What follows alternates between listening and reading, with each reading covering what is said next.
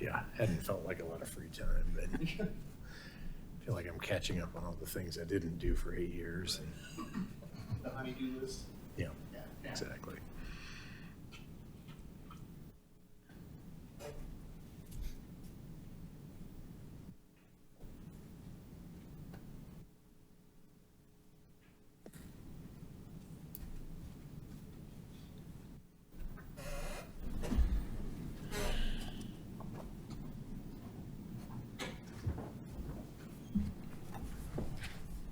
Catherine, are you there? Can you hear us?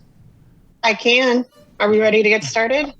Yes. Yeah. Thank you, everybody, for putting up with the B team here as we try to get everybody situated and get the IT worked out.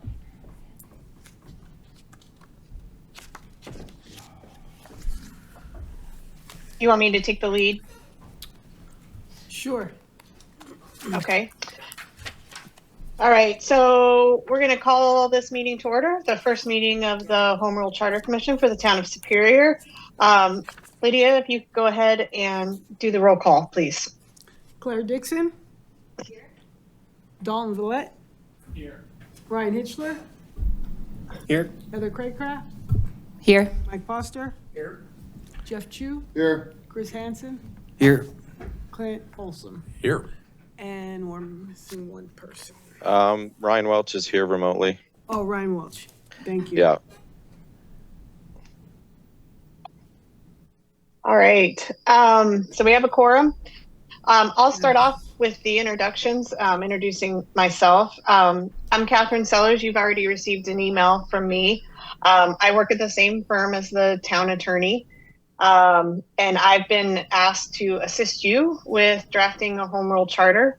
I've helped 4 other communities become home rule and draft a home rule charter, and I've been involved in several home rule charter amendment elections and discussions with governing bodies, and some of them successful, some of them not.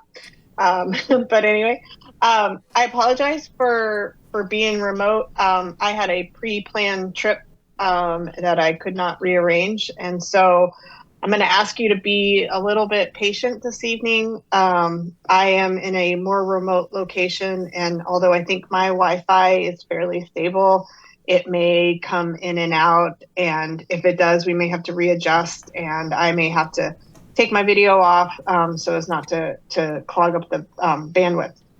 So I just ask for your patience tonight. I will be present at your next meeting in person, so I can actually meet you formally. And so I appreciate your patience this evening. That's all I have, unless you have any questions about me. Just a quick question. Thank you so much for calling in today. Really appreciate it. You mentioned that there had been some efforts in the past that had been unsuccessful. I would love to know, I think everyone here would like to know, what are some of the pitfalls that we can hopefully avoid going forward with this process? The only unsuccessful elections I've had is for charter amendments, which I think says a lot about drafting a charter. All the charters that I have been involved in have been successfully approved by the citizens of the community.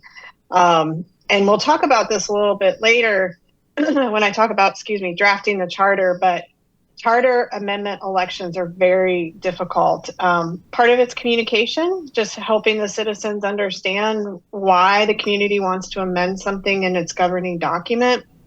And it's also a reason to keep a lot of extra stuff out of your charter, so you don't have to do a lot more amending. I'll give you an example.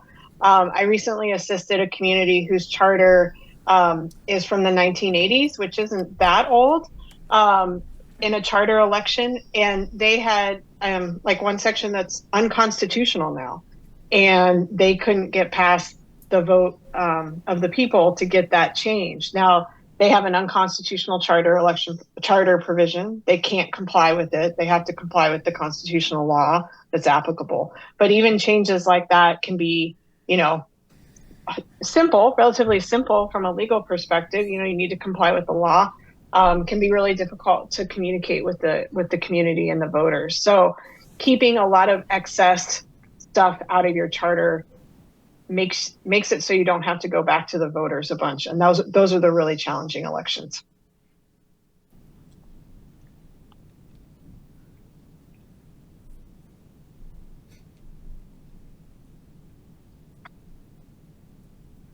Anything else? Okay. I don't know if Martin, Lydia, if you want to introduce yourselves or not. I believe they pretty much know Martin and I. I'm Lydia Yecki, the town clerk. And good evening. Thank you, Catherine. So I've had a chance to meet most of y'all. It's great to have you here tonight. So on behalf of staff, trying to help coordinate this process in coordination with the town attorney's office. Thank you for your time. Thank you for your time to do this. And if there's something that staff can help with, obviously, please let us know. Contact me, contact Lydia, contact the town manager, and if there's something we can help with. If you have some questions or just like logistics questions about who does what and where, or if you're not going to be at a meeting, be sure and let us know so we can make sure that you get any materials ahead of time. But if there's any logistics questions, we'll be glad to help. But thanks and welcome. Hopefully this is an effective 5 months for us. Okay, so let's move on to the agenda approval. I'm assuming you've all seen it. I would ask the clerk to take a roll call vote for the agenda approval. Dalton Villette, Aye. Chris Hansen, Aye. Clint Folsom, Yes. Heather Craycraft, Yes. Mike Foster, Yes. Ryan Hitchler, Yes. Ryan Welch, Yes. Claire Dixon, Yes. Jeff Chu. Yes. Thank you. All right, so the next agenda item is the presentation. So we're going to do a little bit of housekeeping before item number 6, which is your future meeting schedule. I think staff and I kind of want to walk you through just some basic logistics of meetings and staff and how that's going to work before we get to that. But I'll just dive into the presentation now. Hold on, just let me share my screen really quick.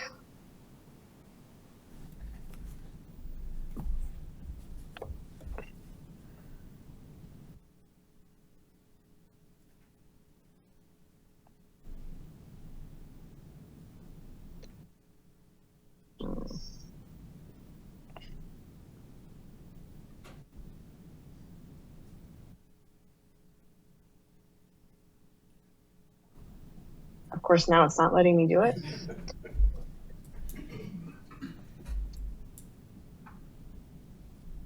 I mean, Martin, you must have the presentation. I do. I can bring it up separately. Yeah, why don't we do that? And if you didn't know, there was food over here if anybody needs snacks.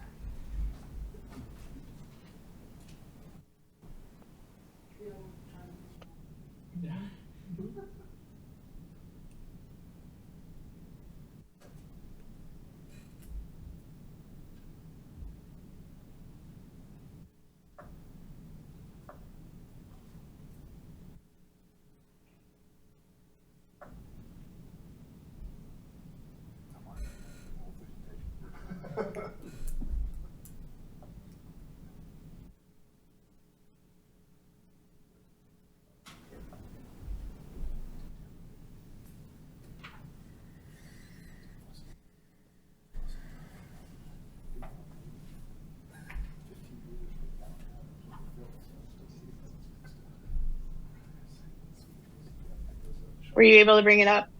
He's working on it. Oh, okay, there we go.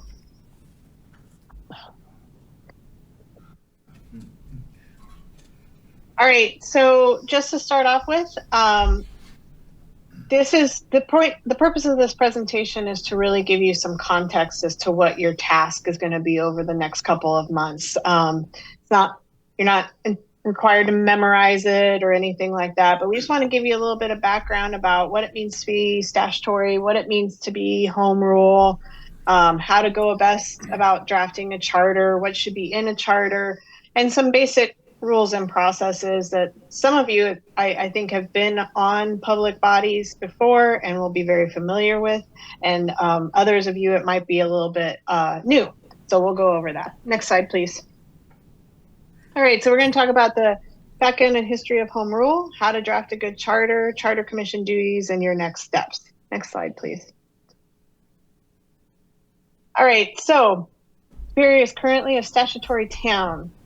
And for those of you who don't know, a statutory town, its powers are given to it by the Constitution of Colorado and state law. And so when the town goes to act or do something, it has to find the authority to undertake that act in state law or in the Colorado Constitution, or it must be implied through that language or that legislative language. And as a result, the town is basically a creature of the state, and you depend on the state for your authority. Next slide, please. And so that doesn't mean you don't have power. And a lot of communities stay statutory. They don't go home rule. A lot of the laws that apply to municipalities are very broad, such as land use is a great example of very broad power that a statutory municipality has. And the law supplies what you need to undertake the day-to-day actions of government. So your organization and how ordinances are passed and things like that. And so the authority to act and to function is there. But sometimes, I'm sure your trustees would probably tell you, or maybe some of you have been trustees before, have experienced, you want to do something that maybe you can't as a statutory municipality. The authority isn't there in state law for you, or there's some ambiguity. And so as a result, a lot of communities seek to become home rule so that they aren't bound by that statutory language in most cases. Next slide. So home rule. The home rule is an amendment to the Colorado Constitution, and it provides citizens with the ability to adopt home rule and various home rule powers, such as the qualification of candidates for office. But the home rule charter, or the home rule constitutional provision has a very powerful catch-all provision, and it's there in the second bullet point, and it's the full right of self-government in local and municipal matters to citizens. And I will tell you up front that is the primary foundation for all litigation involving home rule municipalities and their authority is that catch-all provision. Municipalities in the past, home rule municipalities have often sought to push envelopes and see what is in fact within their power. And sometimes the courts have said no, and sometimes the courts have said yes. And so there's quite a bit of case law that stems from that catch-all provision. And so that provision, that amendment, to the Constitution, which has been amended over time, provides that structural and functional home rule powers to municipalities. Next slide, please. So it's not unfettered. As I mentioned before, courts have struck down sometimes home rule as municipalities attempt to exercise certain power. And as a result, the case law has developed this balance between these three different matters. And it's a matter of local concern, a matter of mixed concern, and a matter of statewide concern. And so in a matter of local concern, the right to self-government by a home rule municipality is fully entrenched. Mixed concern, and we'll talk about these a little bit in more detail in a minute, but mixed concern is sometimes you can exercise your authority if it doesn't conflict with state law or the state's exercise of its power. And then there are matters of statewide concern. And those are matters in which the state wholly absorbs that area. And just to give you an easy example, I'm sure you've all been to the DMV and gotten, a new driver's license or car registration. That's an area in which the state is completely in control and local governments cannot govern at all. Next slide, please. So, as I mentioned, in matters of local concern, a home rule municipality can still use state laws or craft its own approach. And so there's three examples there, organizations. So the structure of your government for example, how many people would be on the home rule municipality's governing body. And of course, you can change the name from a council, from the board of trustees if you want. Often statutory towns do that. It is a signal that they've gone home rule. the qualifications of candidates. We talked about that briefly. I mentioned that. You can also, the jurisdiction of your like municipal court can expand under the home rule charter. And, you know, administrative issues like the procedures for legislation, such as, you know, you currently adopt ordinances through a one reading process. Statutory cities have a 2 reading process. And so you could choose to adopt that process for your ordinance procedures and legislation. The reference to self-collection is the self-collection of sales tax. Home rule municipalities can self-collect, although I'll say that is becoming decreasingly less used by home rule municipalities because frankly, it's easier to have the state collect, but the parameters of what can be taxed can be different from a home rule municipality than a statutory one. Next slide. So matters of statewide concern. So this is the example I gave you earlier about your driver's license or your car registration. So state law still controls and the home rules must follow state law. What is a matter of statewide concern is ultimately determined by the courts. And home rule is not a vehicle to remedy a local concern about something that's a matter of statewide concern. So if you were to say, we want to establish a DMV for the town of Superior, you could put that in your charter, but it's not going to matter because that's a matter of established statewide concern. So you cannot change what current law is about what bucket things fall in by putting it in your charter. Next slide. So matters of mixed concern. So this is where things often get a little tricky. In matters of mixed concern, a municipality can adopt an ordinance or a charter provision addressing the matter, but it has to coexist with state law. And so it's not about your authority to act. It's more about the scope of what you can do. And this is where, you know, a lot of communities and a lot of litigation occurs as to what is really a matter of mixed concern, or is it local concern, and that kind of thing. And so this is where things can get very tricky. And this is a very broad breadth of case law. And it doesn't even address all the issues that could come up. I've recently had an issue come up at the passage of some state legislation that has thrown a lot of my clients' municipal code nuisance provisions into chaos. And I don't think the state intended for it to be a matter of statewide concern, but because of the way they did it, it's now a question of, you know, what can we do? What can't we do? What can we legislate and what we can't? So things like that come up all the time.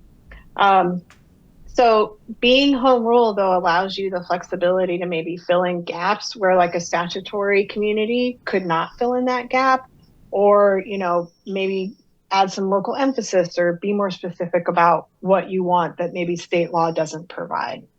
Next slide. So as I'm sure you've guessed from what I've said, the classifications of what is a statewide concern, mixed or local, can be unsettled. And I think, you know, for those of you who follow the legislature, you've probably seen sometimes legislation come from the Capitol where it's deemed a matter of statewide concern. That's the way the state tells everybody that's what they think it is. But that's not determinative of whether something's statewide concern. And so there can be a lot of wrangling and pushback through the years and decades as to what really constitutes a matter of statewide concern.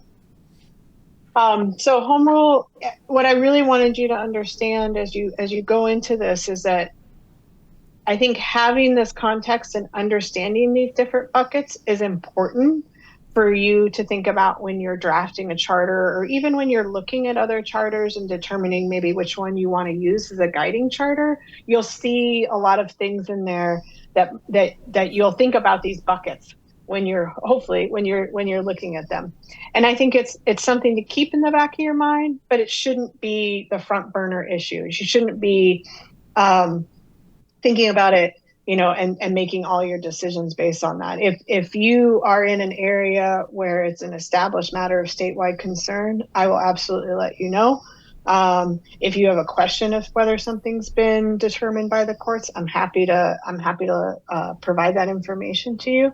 But I don't want it to consume what you're doing. But I do want it to be the context in which you draft the agreement, or draft the charter, so you can understand how it will play out 50 years from now, 80 years from now, and that you're not just dealing with, what is going on in the day-to-day current superior mind frame.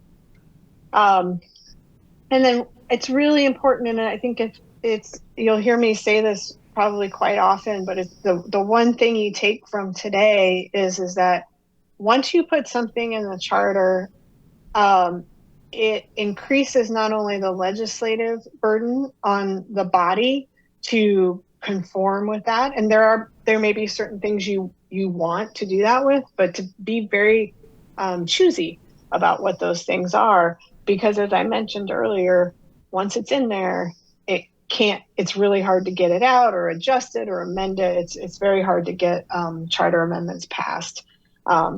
So you may want to keep something out of the charter so that the governing body still has the flexibility to act as home rule. So not everything in the world needs to go in the charter. If the charter is approved and Superior becomes home rule, the legislative body can then expand its authority and the scope of what it can do by becoming home rule. And it doesn't need everything laid out in the charter for it. Next slide. So, as I was getting at, the charter is a instrument of limitation in Colorado. So it's not intended to include everything. Typically, they provide the basic structure and organization of government, procedures to be followed by the municipal government, and the conduct of its business, like ordinances, meetings, things like that. And it also provides for the basic powers of municipal officials and agencies, including any limitations. And I'll just give you an example, not necessarily advocating this as something for your charter, but you'll see some charters have, and I had a client who wanted this, it was really important to them, that the charter required a planning commission. There was some concern at the time that the governing body could eliminate the planning commission because there was a lot of conflict between the two bodies. And so the charter commission decided that they would require a planning commission in the charter so that it could not be dissolved without a charter amendment. So that's one example of how you can limit the governing body in requiring them to do certain things. Next slide. So again, not necessarily spell all the details in the municipal of municipal operations in the charter. We say this so many times because as you go through the charter process, you'll find things you're like, oh, we really should add that. We want to add that, and you'll find yourself doing that. It's very common, but that's why we kind of harp on not putting too much in there, only putting in what needs to be in there. Like I mentioned, the Board of Trustees or town staff can deal with the details of being home rule, either by legislation or administrative function. And just so you know, state law does apply in the absence of a charter or ordinance provision, and charters are not readily amended. I've already spoken to that issue. So, and you will see when you look at other charters that sometimes they will just reference state law. Next slide, actually, if you could. Yeah, so there's two mandatory provisions that must be in the charter, and that's the initiative and referendum and the recall of officers. As you may know, state law provides for both of these. And a lot of times you'll see charter provisions, because they have to be in there, simply reference state law and state process for that. It's a pretty robust process under state law for both of these things. And so sometimes it's just easier, rather than recreating the wheel, to just use state law. And so as state law might amend over time, the legislature comes in and maybe they change the recall of officers procedure, the town would move along with that as is, without any amendments necessary to its charter. Next slide. So these are some examples of some other charter provisions. I've talked about the ordinances, the form of government. So you have a mayor manager form of government, I believe. Qualifications from term of office, number of elected officials, method of election. So you can choose to continue. Currently, I think you have November elections, so you are coordinated with the county. You could change your election date. I wouldn't recommend it. It's a lot easier to coordinate with the county than it is to run your own elections. It's very expensive.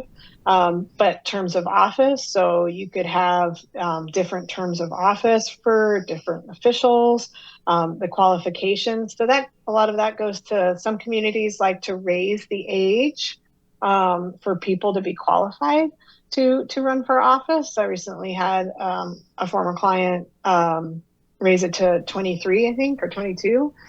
They felt that was a different level of maturity. That was their opinion.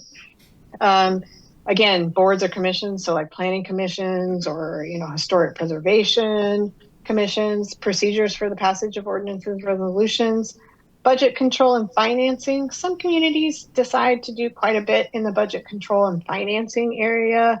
As you know, state law provides a pretty robust budgeting process. So I wouldn't necessarily advocate that that's something that's necessary, but some communities decide to do it. Municipal borrowing. With Tabor, this is a little tricky. I don't know if I would advocate for a municipal borrowing section because you're bound by Tabor regardless of what you put in there.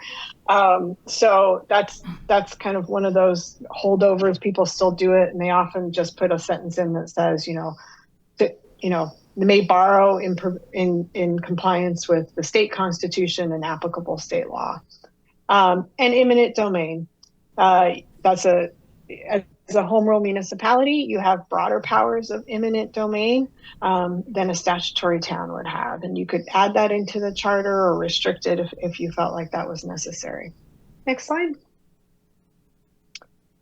So I think we're really looking to strike the right balance between that flexibility, but while still giving some of the structure. Only amended through a vote of the registered electors. And I think it's hard, but I think it's a really good idea to look at those long range perspective and not necessarily on those hot button issues that are pressing today for the town. I have a client whose charter is from 1945. That is a very old charter. And so there's a lot of things I wish I could go back to that charter commission and tell them not to do. Because all this time later, it's difficult to deal with 80 years later. Things change a lot, and so that's just something to think about. Next slide. All right, so your duties are to hold the meetings that I outlined in my email to you, and you are required to hold at least one public hearing. You can have more if you prefer. But typically what we see is that the commission will do its work. It will come up with a draft charter. It will hold the public hearing so it can hear from the public. And then it'll typically that happens near the end of the process. So maybe there's one more meeting so the commission can consider what they heard at the public hearing and then make any adjustments they want to before they submit it off to the Board of Trustees. So commission meetings are open to the public. For those of you who sat on public bodies, you know what that means, but Colorado Open Meetings Law applies to you. And so I laid out in my email the restrictions on no more than 3 of you can meet on charter commission business. And also just be cognizant of open record requirements. So under Colorado, for those of you who are unaware, a meeting is basically, a meeting of a public body is basically any type of communication. So text, phone, email, carrier pigeon, whatever you choose is going to be a public meeting that's open to the public and requires 24 hours notice and full notice of what's going to be discussed. And so if you communicate by text, that's going to be a public meeting if there's 3 or more of you. Also, I mentioned in my email the round robin, where one commission member talks to one commission member and then talks to another commission separately. All the conversations are separate. That is a violation of the open meetings law. The district court in Douglas County just made that determination, and I think that would be upheld. So please be very cognizant. And the open records allows someone to make an open record for any of the emails you receive, text messages, anything like that. I recently had an open records requirement asking for text messages between elected officials. It's a very unpleasant experience. So I would communicate through staff, and staff can send an email to the body if necessary, but I would really avoid trying to communicate with each other outside these meetings that we set for you. Next slide. All right, so you have 180 days from your election to submit the proposed charter to the Board of Trustees. That's May 4th of next year. The board does not weigh in on the charter formally. They do not take action on the charter. So what you create is what will go to the voters. They are required to just go ahead and submit it on. They might give you their personal opinions in that meeting, but they don't have any right to modify it or reject it or do anything. So it's your creation that goes to the voters. If the charter is rejected by the voters, you would be required to reconvene again and prepare and submit a revised proposed charter, and another election is held. If that second charter is rejected, then you are dissolved and the process ends, and Superior would stay a statutory town for now. Next slide. All right, so at this meeting, you are required by law to elect a chair. And as I mentioned in my email, I think it's a good idea to elect a vice chair if your chair is absent for some reason. I think we should talk about the meeting schedule and also talk about on that process to choose a guiding charter. And then hopefully at the next meeting, choose that charter and set that meeting/chapter schedule so you know what chapters you're looking at what meetings, so you kind of have it paced out appropriately and you don't have like a whole bunch of heavy chapters in one meeting or something like that. And determine agenda structures and roles. And we might talk a little bit about that at this meeting, so we understand to make sure we have the agendas the way that you would prefer them be. What you saw was the town's typical agenda structure, but there is one item that's absent from it, which we can add, and we can just talk about a little bit what might happen at meetings, or what I anticipate happening at meetings based upon my experience. So that's it on that. I'm happy to answer any questions about anything and stop talking for a little bit.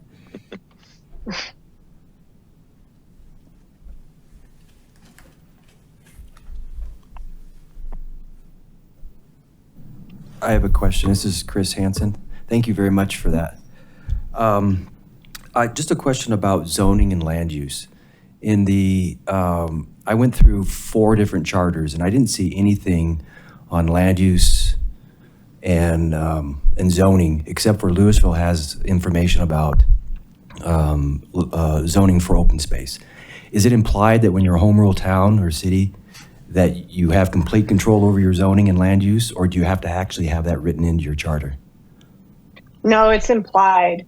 So if the town becomes home rule, and let's say there's something not in the charter, like zoning or land use, the governing body can exercise all the power that would be warranted to a home rule municipality. So it can exercise that even if it's not in the charter. And I'm not surprised to hear that. Having land use in the charter is pretty unusual, I would think, unless there's something specific like open space or something that's going on in that community that they want to protect in some way. So I'm not surprised to hear that. Okay, thank you. And yeah, just so you know, currently it's a matter of local concern, but I'm sure many of you are aware that the governor is going to try to whack away at that in affordable housing. So that's a bit of an open question at the moment. Right, and I think that's one of the reasons we're here, right? So this is Jeff speaking. So that kind of, you had one of your bullets which said state law applies in the absence of a charter or ordinance provision. So in that condition would be basically, since our land use is codified through ordinances, then we should be covered to continue fighting that battle if that's the case?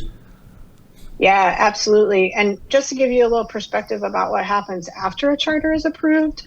So typically, and Martin and Lydia don't know this yet, so maybe they'll love to hear this, is that the staff and the governing body will start the process of reviewing the town code to bring it up to, in compliance with the charter, but also in areas like maybe land use where the town's, been chomping to exercise more authority to modify its land use code to exercise that authority more broadly.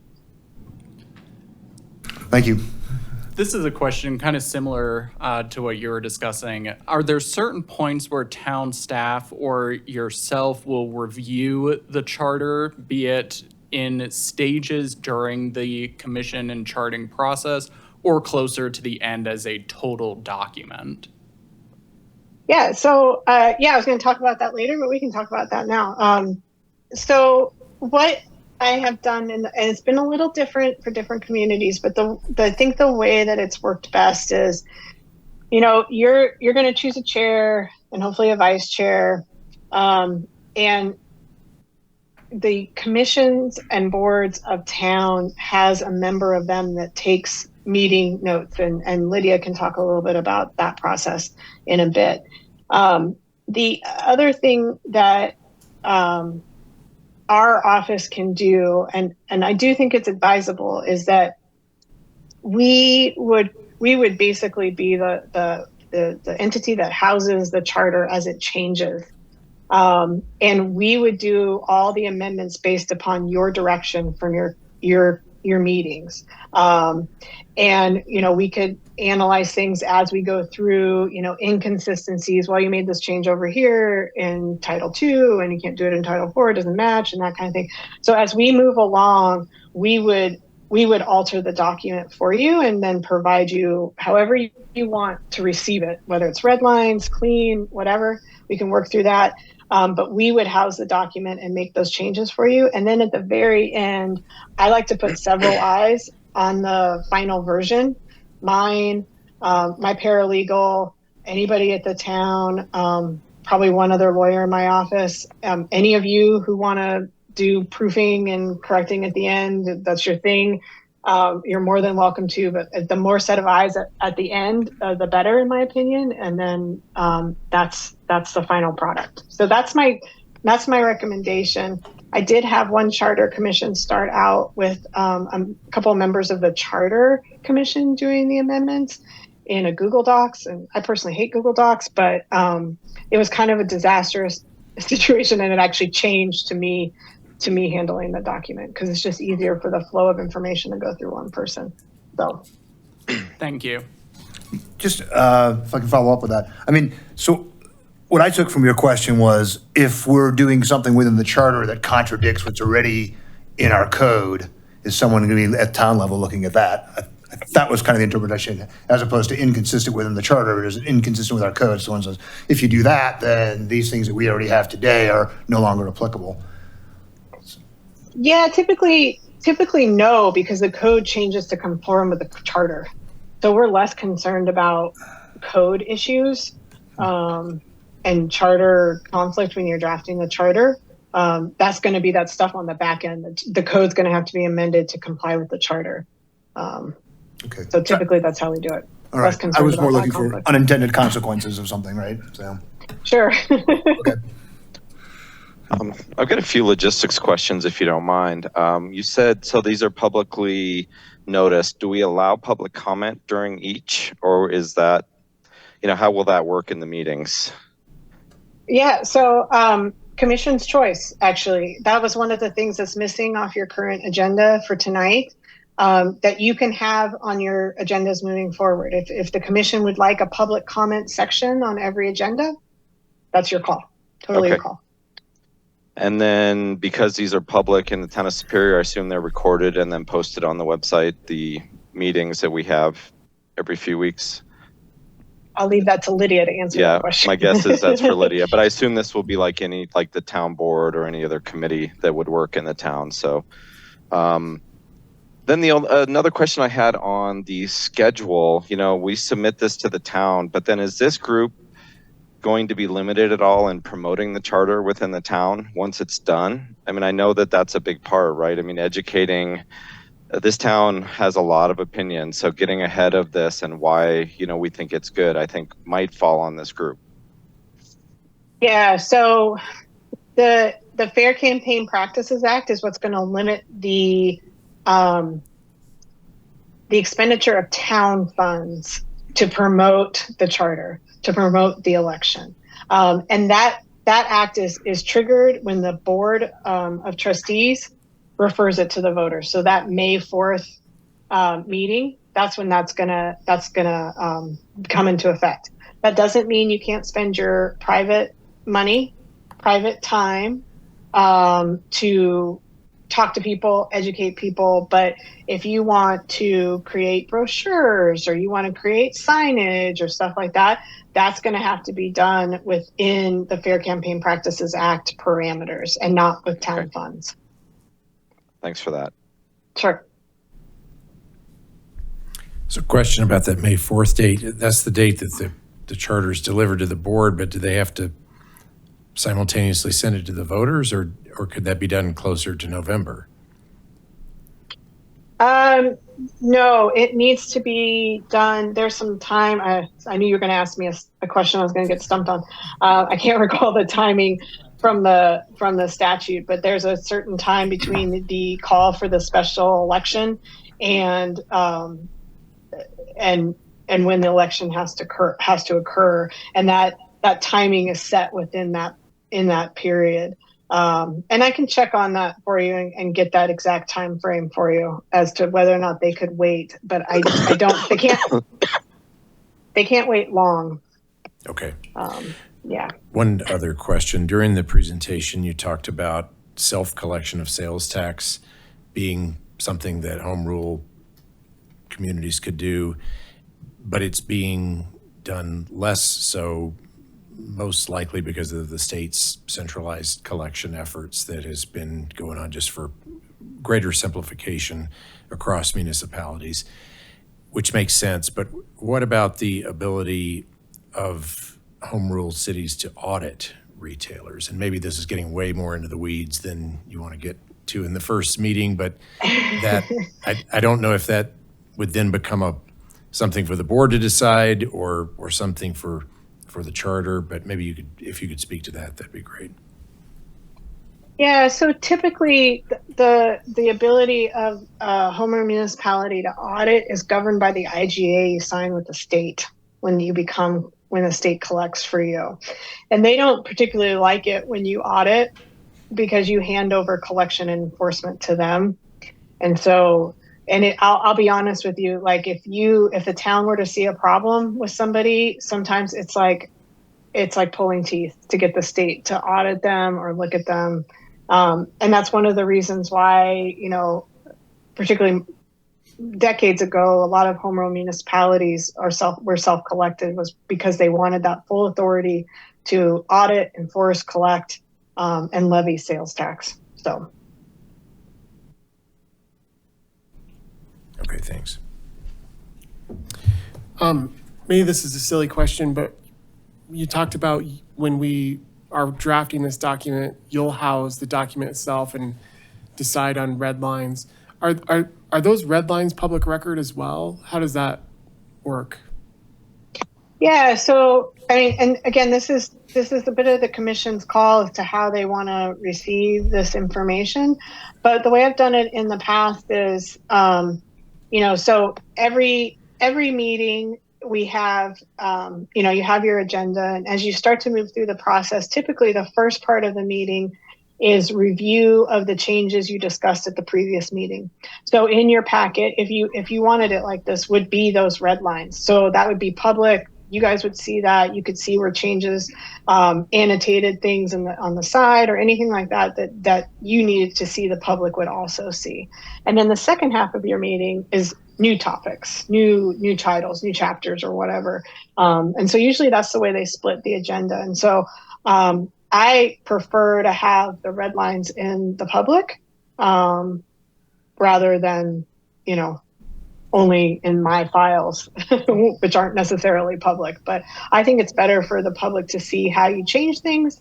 And of course, I think that's valuable to you all. So you can recall, because 2 weeks will pass, between meetings, and you may not quite remember what you said at that last one. Cool, thanks. This is Mike. I have a follow-up to that. In between meetings, will we have an opportunity to review the edits ahead of time, or will we only be provided those on the day of the meeting?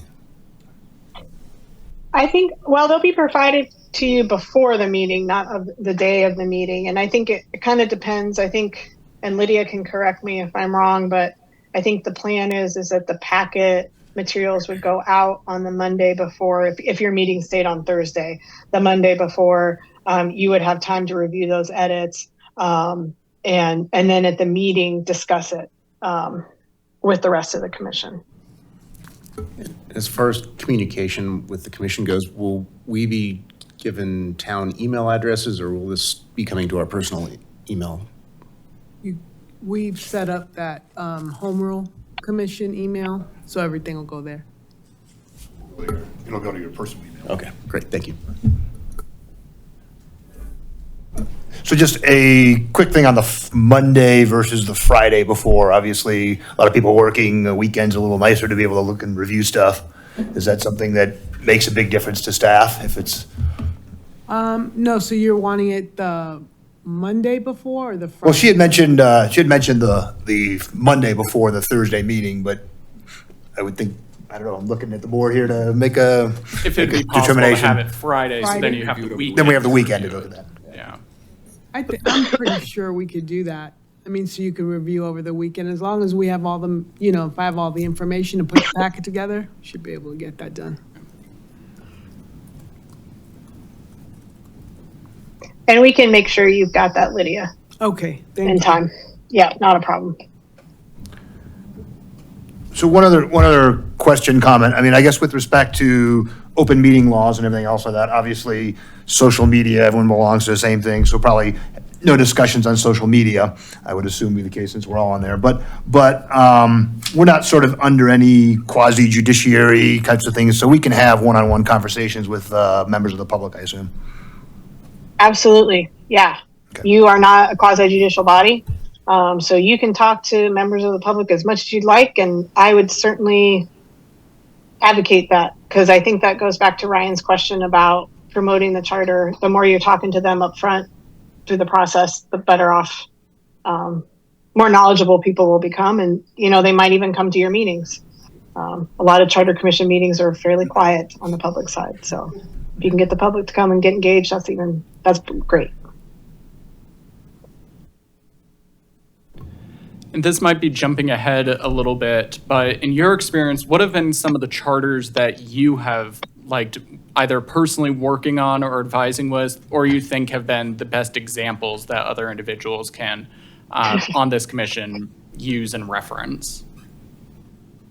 That's a great question. Kind of a loaded one. You probably didn't mean it that way. I've worked on, I actually think Severance's charter is pretty good. It's fairly new, but I don't think it's a bad one. I would tell you this, I would not use a charter that's older than like a decade, maybe even 5 years. I would say I've worked on Hudson's as well. And I know that's a community that's a little bit different than you all, but their charter is very simple, straightforward, very streamlined.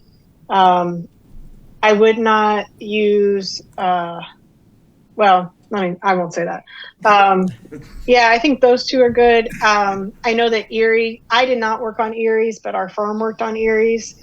And I know that they just passed theirs. So that might be one to look at as well. And I think they relied on Eagle potentially, I think, on their charter. I could be mistaken about that, but you'll see the charters contain some of the same stuff. No one's reinventing the wheel. So. Thank you.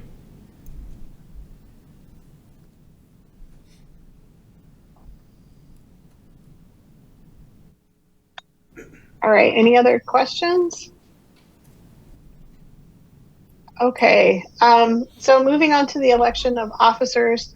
I think the way the town typically does this is anybody who's interested in being the chair, and then the vice chair, if you do that separately after the chair, can indicate their interest. It will take a nomination from another commission member, a second, and a roll call vote. So I'll turn that over to you guys to indicate your interest in being chair. This is Mike. I'm interested in being chair. Okay. Nominate Mike. All right. And I would nominate Dalton. I nominate Clint. I unnominate Clint. I second Dalton. Thank you. Yeah, I'd have interest.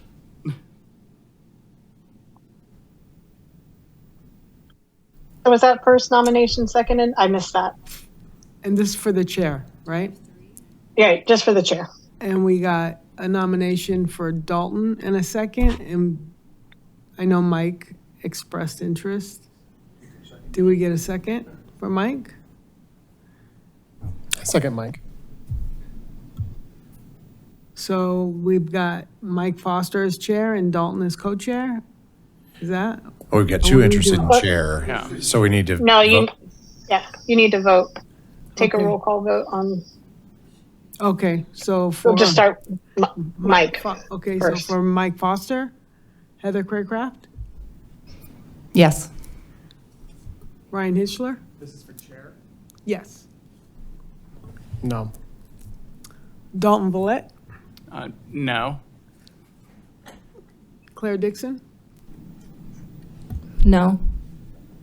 Mike Foster, Yes. Jeff Chu, Yes. Chris Hansen. Yes. Clint, no. Oh, gosh. Clint Folsom Yes, and Ryan? Ryan Welch. and Ryan Welch. No. Where does that leave it? I lost count. It's a no. So we've got No, yes. for Dalton.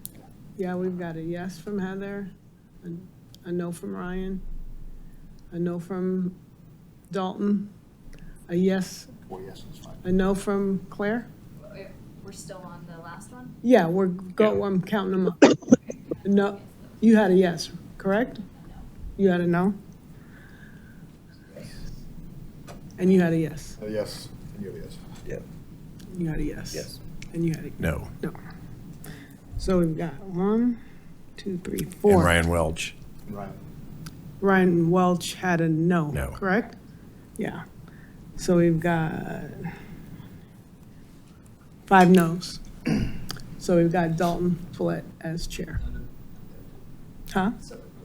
I think then we need to vote again Yep. for the chair. For Dalton. Need to vote again on Dalton. A new motion for Dalton. Okay. It's been nominated and seconded, so you can just take a roll call vote Okay, that's what I for thought. Dalton. Okay. Heather Craycraft, Yes. Dalton Villette, Yes. Ryan Hitchler, Yes. Claire Dixon, Yes. Mike Foster, Yes. Jeff Chu, Yes. Chris Hansen. Yes. Clint Folsom. Yes. We've Ryan got a Welch, unanimous- yes. And Ryan Welch, yes. We've got a unanimous decision for Dalton Villette as chair. Thank you.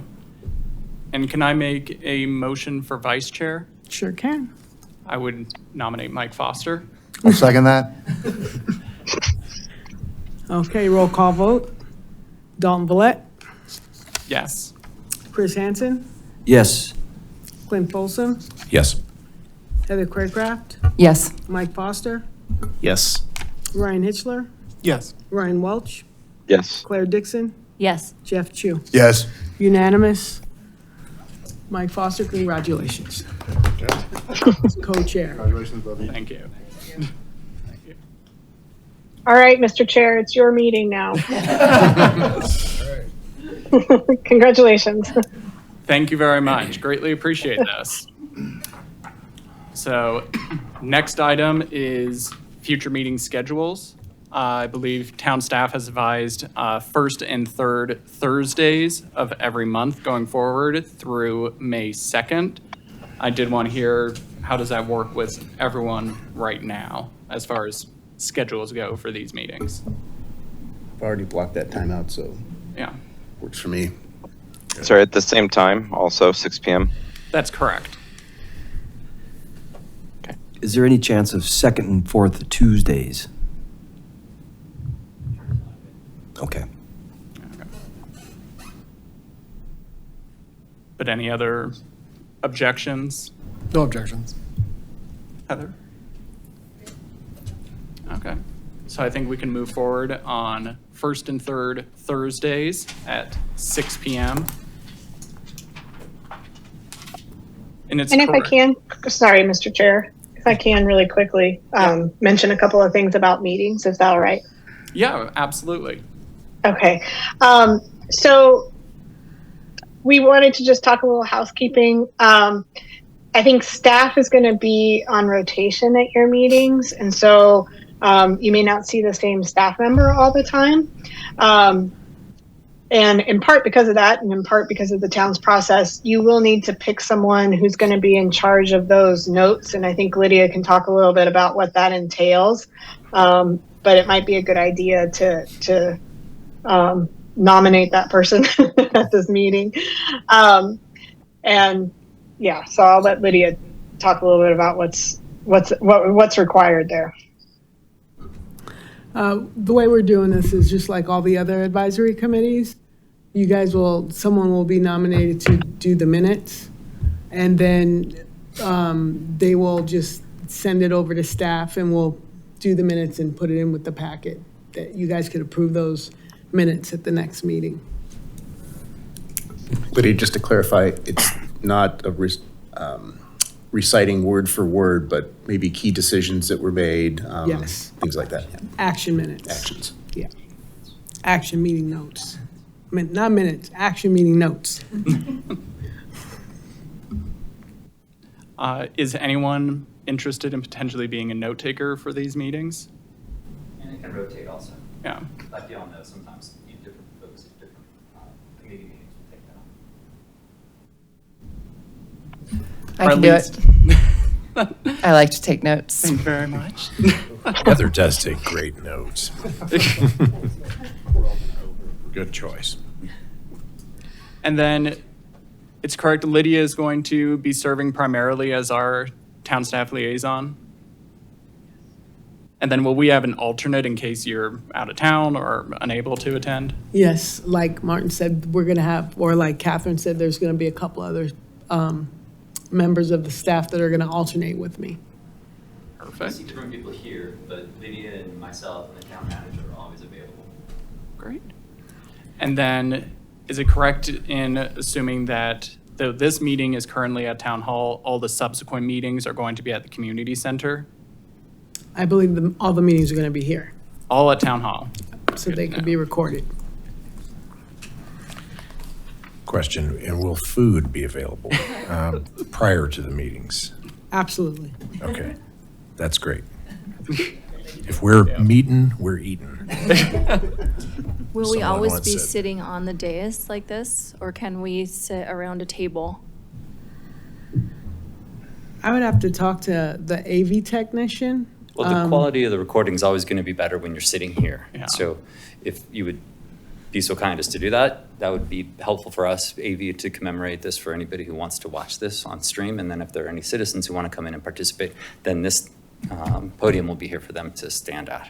So it's not always the most conducive to all Free be in a flow of line. So we've conversation. heard that often, but it's also better for quality of recording, and it's also easier for folks to participate if they wish to speak to you before you during a meeting, during public comment. So that's the reason for that. And then also the reason for having it here is also more of a technical constraint than having something at the Superior Community Center. Several of you have been on our advisory committee. Some of you have watched me struggle to get the OWL cameras to work. And it's, for the purposes of this commission and commemorating and recording all the work that you've accomplished over the next 5 months, it would, the best option for having the highest quality recording and highest quality video is always going to be in this building. So I appreciate you with being in this room. Sounds good. And I think, oh, go ahead. Yeah, just in terms of the schedule, so I assume that you have to have a quorum that we're going to have. Is there a, that we always have to have? So the only question is, which used to come up in a lot of meetings, is obviously this falls across spring break, and I don't know who people have that problem with that, and usually ends up being a problem for some people. So are we at liberty to move the meeting around if we need to around those kind of weeks or not? I believe we should Oh, yeah. have the flexibility, yeah. Yeah, so, well, I guess logistically, I don't know if Catherine was going to talk about this, but the email that we included that indicated the 1st and 3rd was just really for planning purposes. If it makes sense to add some, move some around. Obviously, if y'all have a date that doesn't make sense for quorum and we can move it to another date that there's not already something in this room, obviously we'll move stuff around and work to make it so you can have quorum and effectively get this work done. I think having the ability to participate by Zoom will also, allow people to perhaps not be here, but still participate. Good point. Good point. I'm out of date. It's a great thing. Hard to escape modern technology nowadays. And that does come up now. It wasn't always an issue when you were on the board, Jeff, but people have lives. We understand that. And so if you do need to travel and you are going to miss a Thursday, but we still have quorum, or that you all still have quorum, feel free to join by Zoom, and Lydia and I will coordinate whatever we can in order to make sure that the connection works.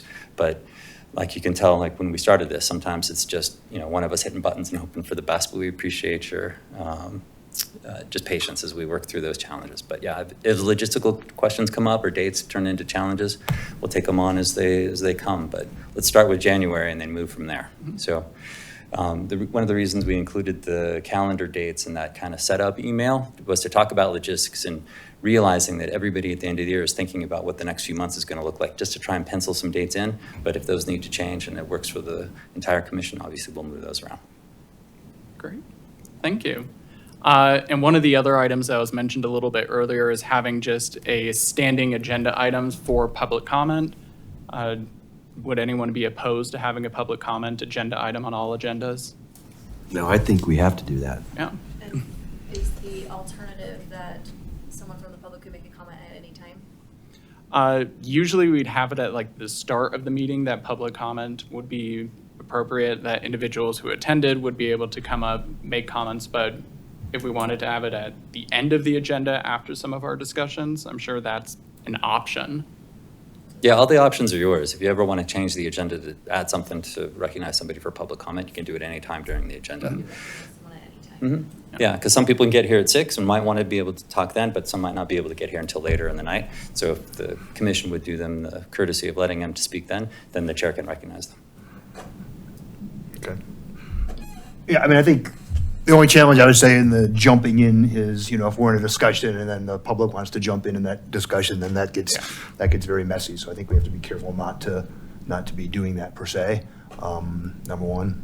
I guess the other question on the public comment is, are we going to have enough of a schedule in terms of the chapters that we can say, hey, everything from here before? Because obviously some of the items might be in the future that we may not have even had a chance to look at or not. So I don't really know. It's always good to get input when people can, but there's also that aspect of we've never even looked at that per se. So I don't know what your thoughts are.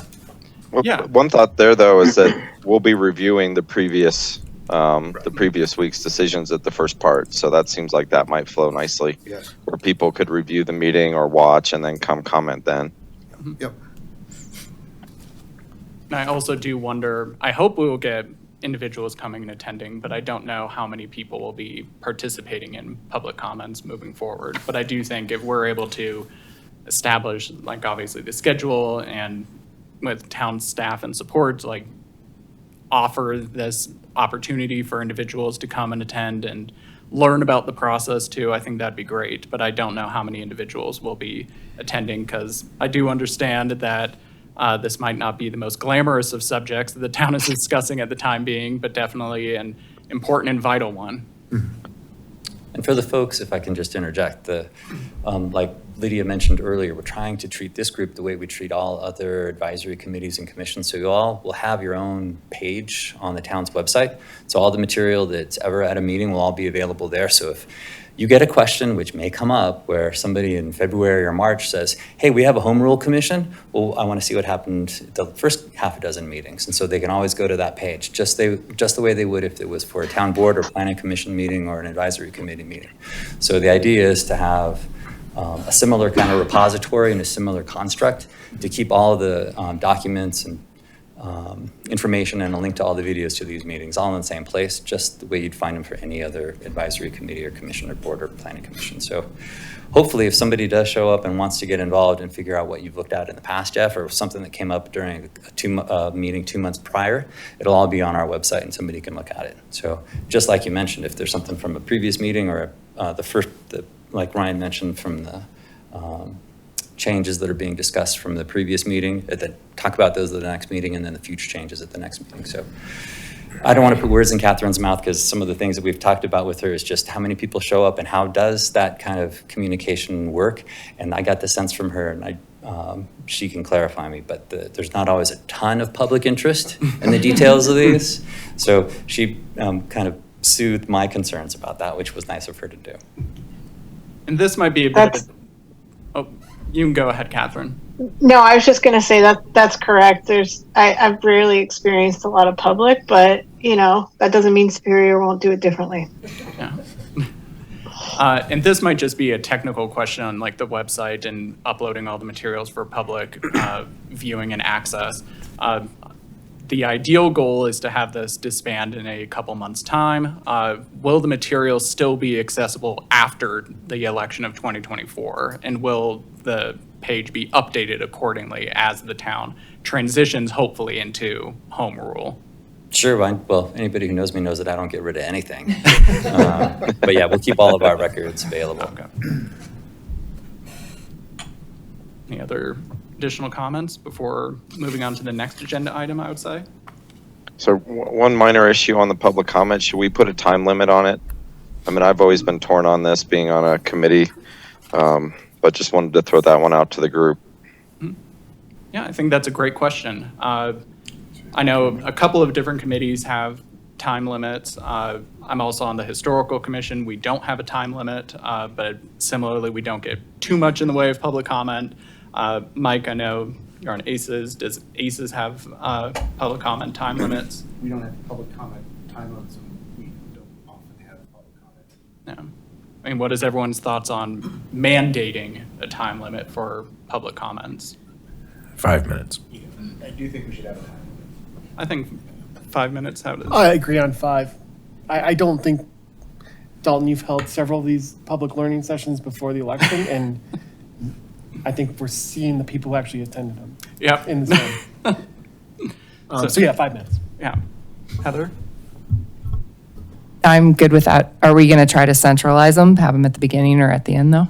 That would be my clarification, is if I was in the public, either be here at the beginning or will we interrupt? I think we just need to clarify that.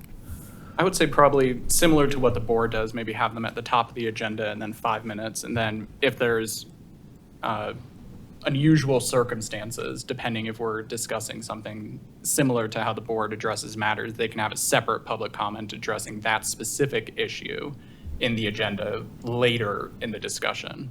Let's say we're having a meeting and there's a rush of people at 7 o'clock to discuss zoning. That could be an extenuating circumstance where other individuals can comment. But again, I kind of don't anticipate that will be a regular occurrence. But how does everyone else feel about mandated 5 minutes at the top of the agenda? I think that sounds fine, as you said, we can be flexible with extraordinary circumstances in which there's great public interest and lots of comment. Yeah. All right. Excellent. Ryan, any other questions? No, I'm good. Thank you.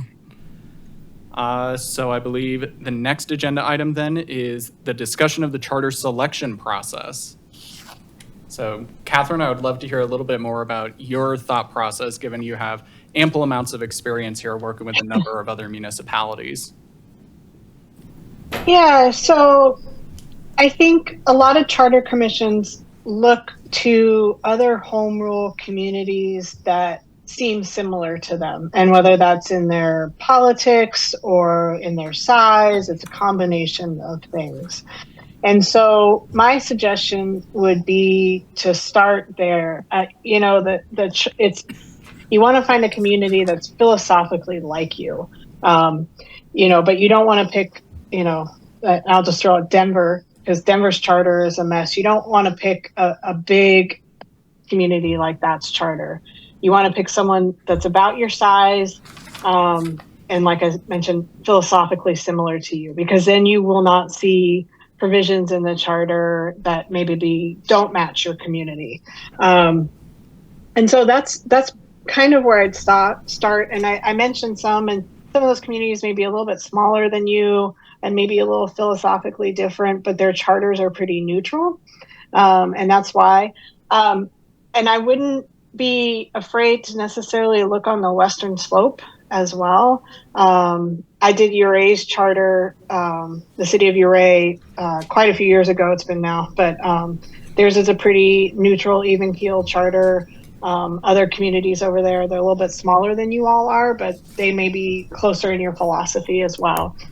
My suggestion for, you know, I think you guys should maybe discuss what is important to you in a charter this evening to kind of maybe make sure you're generally on the same page. You're going to have different opinions, but then moving forward, I think it's a little clunky, but I think the best thing might be for members of the commission to submit charters to staff. What we don't want to end up with is you choosing from like 15 charters. So, because you guys have holidays, I'm sure you've got plans and you don't want to spend it reading home rule commission charters or home rule charters. So, you know, maybe tops 4 charters to choose from, and maybe hopefully, you know, staff will not get a ton of charters, and that way we could turn those around to you, like set a deadline for people to submit charters to staff, and we could turn them around to you, I would say, well in advance of your January 4th meeting, so you have time to actually review them. So like in a couple of weeks, you know, all the charters from the commissioners would be submitted to staff, and we could turn those around to you, take out the, you know, repeats, and turn those around to you, so that you can look through them and not like the week before the meeting, you know, over New Year's holiday, or something like that. So kind of logistically, that's what I was thinking might work for you. But if it doesn't, please tell me. I think that would work for me. I was also, thank you very much, Catherine, for all that insight. I was thinking it would be good to just highlight each of the individuals here, an item or two that they're personally very passionate about, be discussed in the charter process. And then also, if you have read some additional charters, which ones do you think have been a good example or kind of a good reference point for you and your own research? And we can discuss a little bit further there. Mike, do you have any specific points? Oh, Sorry. Can we just finish in terms of the selection process before we get on that next one? I mean, I guess I did have one question, Catherine, to kind of put you on the spot. Obviously, there's a little town across, a little city across the highway, which is probably geographically very similar, size very similar, demographics very similar, who has a charter from, what was it, 2000 or the late 90s or whatever it was, right? So do you have any opinions on Louisville's charter? I don't. I have not read it, but I think it sounds like they may be philosophically closer to you and in your environment, and that might be something to look at, even though it's a little bit older. Okay, fair enough. Okay, and then the other question, you talked about grabbing entire charters to give to staff. I mean, is there also an aspect that says, hey, there's provisions within the charters that you're saying these are important, whereas other provisions we might not care about at all? Is that going one step too far? So I would suggest that if you see a charter and you really like one provision, but you think the rest of it is junk, to keep that in your pocket for when we get to the topic that maybe in your guiding charter that comes along, and or let us know ahead of time that you really like these provisions, and we can slip it into the discussion when that topic comes up, rather than giving staff piecemeal parts of charters. Okay. Yeah, that'd be my suggestion on that. Okay, very good, thank you. Thanks, Tony. Topics for me that are interest for me in the charter would be exploring the financial piece. To Clint's earlier point, I'm curious about auditing and ability to make sure we're getting all the revenues that we are owed. Another area for me is wanting to explore ethics. And would ethics be specifically for elected officials, town staff, or just kind of a broad discussion? I think that's part of the broad discussion to see where we would want to go with that if we want to go in that direction. Should we go all the way down here, Clint? Sure. My top issue is the finances for the town, the collection of sales tax, ability to audit. But, clearly got a lot to learn about that. And, but yeah, that would be my top. Yep, my topic would just be including the public and making sure everything was transparent, that the public had say in ordinances and recalling ordinances. Yeah, I think my topics are making sure we're covered in the advent of some of the zoning changes that people have proposed, making sure we have kind of a backstop that we can do something about that if necessary, number one. Number two is maybe of interest, I don't know, there's obviously the town has, as we've grown, right, there's different representation from different areas of town. So I might even be, entertain the concept of wards and things like an interesting conversation to have. As a small business owner, I am probably most interested in that concept of remitting sales and use tax to the town.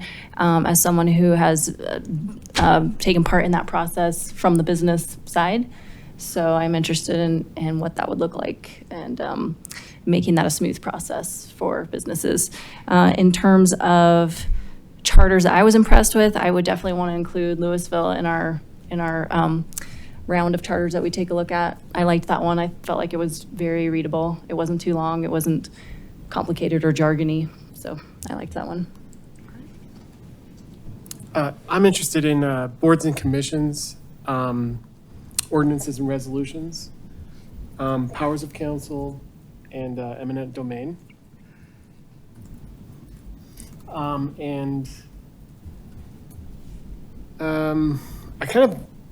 I think Louisville is an interesting option as well to look at. I became interested in kind of Western Slope and Mountain as well, since some of your presentations, Dalton. So I think I was glad to hear the attorney brought up Western Slope towns as well. I think there are some similarities there we should consider. Heather? I feel like Ryan Welch should go because he's always last. I'm happy to, Heather. Yeah, my issues mainly are going to be how do we, keeping in mind that Superior is a relatively small town and a small town staff, how do we not overly complicate any new burdens into town staff, and also land use and particularly open space are important items for me. Thank you. For me, there's definitely going to be a focus on the business side. Probably not surprising being involved in the Chamber of Commerce. So for me, anything related to business, so including what Claire was talking about, as well as any other things we can do to help build the business community. And then I'm probably going to be the one who's going to try to remind us all to keep it really simple. Yeah. And then my interests, similar with Mike, were ethics. There's a lot of charters out there that do have codes of ethics for different elected officials, codes of integrity for town staff as well. Open space is a big priority in zoning associated with that too. And then obviously the sales and auditing powers too that come with a home rule municipality, I think, are some of the most important issues in my experience. As for charters too, I just read Erie's and I was very impressed actually with theirs. Louisville's, I think, is a good example. I would say with Louisville's, take it with a grain of salt because I did notice there are some outdated sections just kind of given its age in the 90s. But I think there are a lot of other good charters out there too along the western slope. I read Snowmass's, which is actually very good and very concise language too throughout it. Dalton, I don't think I gave the charters. Yeah. Yeah, I also liked Erie. I also read Castle Pines and liked Castle Pines. And then I did like Louisville's. Any other charters that individuals have read? Preparing for the election, I read Eagles and it was pretty streamlined and simple.